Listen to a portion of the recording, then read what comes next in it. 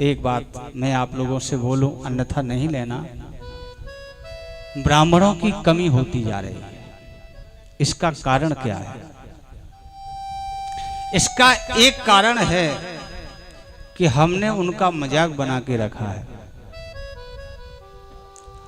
कई जगह आपने देखा होगा, बड़े बड़े विद्वान लोग हैं, लेकिन वो अपनी संतान को ब्राह्मण बनाना नहीं चाहते। वो अपने ही संतान को पंडिताई करवाना पसंद नहीं करते हैं, क्योंकि वो विचार करते हैं कि हमने जिस प्रकार से जीवन यापन किया, हम नहीं चाहते कि हमारी संतान भी ये करे। क्योंकि ब्राह्मण की दक्षिणा कभी निश्चित नहीं होती है, हर विभाग में सब निश्चित है। और एक और मैं आपसे निवेदन करूं, आप विवाह में करोड़ों रुपए खर्च करते हैं। एक बार मैं बंबई गया तो वहां एक सजावट वाला मिला, तो उससे हमने पूछा, भैया ये सब सजावट में कितना खर्चा आया? तो बोला 4 करोड़। 4 करोड़। हमने कहा तो आपकी भोजन की भी व्यवस्था होगी? बोले भोजन की व्यवस्था नहीं, केवल सजावट की व्यवस्था है। अब बताओ, 4 करोड़ की व्यवस्था सजावट में। अब जब 4 करोड़ की सजावट होगी, इतना विवाह है, तो पंडित जरूर आएंगे।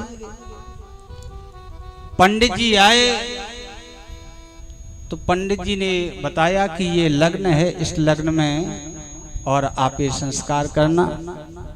तो जिस लग्न में विवाह संस्कार होना चाहिए, उसमें केवल आप लोग नाचते हैं, फोटो खींचती हैं खूब।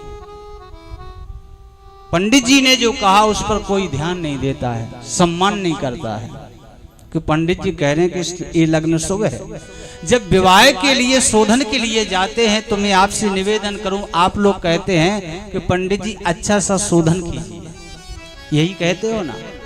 जब पंडित जी ने कहा कि 11 बजे लग्न शुभ है,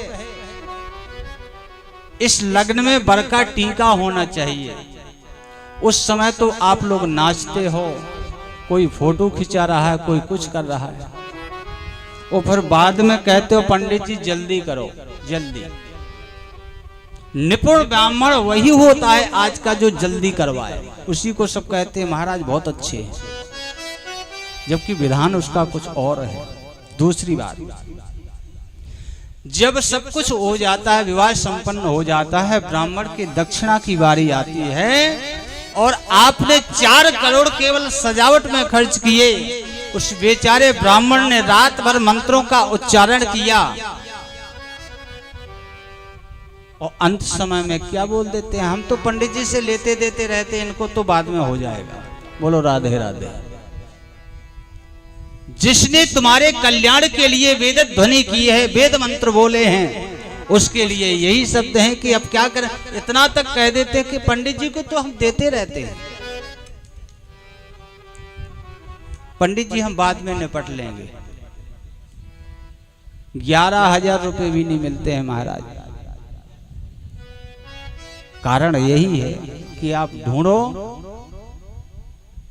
अब पंडितों की इतनी कमी है कि ढंग से स्वस्ति वाचन भी बोलने वाले नहीं मिलते हैं। कारण यही है, हमारी आपकी गलती। जो शुभ मुहूर्त बताए उसमें आप अपना विवाह संपन्न करवाइए। जो मंत्रों का समय है उसमें मंत्रोच्चारण करवाइए।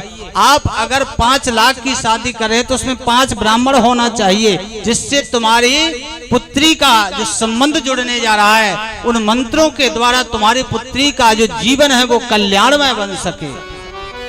कौन भी बाप नहीं चाहता कि मेरी बेटी का जीवन कल्याणमय बने, सुखमय व्यतीत हो। लेकिन सुखमय तो तब व्यतीत होगा जब वो संस्कार शुद्ध होगा।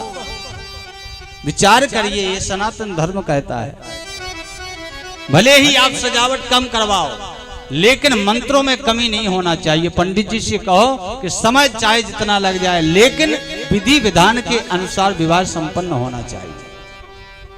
उसमें आपकी बुद्धिमानी है। बुद्धिमानी इसमें नहीं है कि आप लाखों के टेंट लगवा दो, लाखों की सजावट करवा दो, इसमें आपकी बुद्धिमानी नहीं है। आपकी बुद्धिमानी इसी में है कि आप पंडित जी से सुंदर विवाह संस्कार करवाइए। फोटो खिंचवाते भैया कोई रिश्तेदार ना रह जाए, बुराई का डर रहता है। आजकल ये भी एक बुराई का सिस्टम बन गया है, जिसकी फोटो ना आए बोले हमें पूछे ही नहीं है। इतना सोचो कि हम चित्र में ना आए, लेकिन सबके हृदय में चरित्र में हम अच्छे होना चाहिए। हमारा चित्र आए ना आए, लेकिन हमारा चरित्र सबके हृदय में होना चाहिए। चित्र तो देखते हैं कि एल्बम में हमारा चित्र होना चाहिए। एल्बम तो ऐसा है कि आज है कल खो जाएगा, लेकिन अगर आपका चरित्र अच्छा है, उसके हृदय में बैठ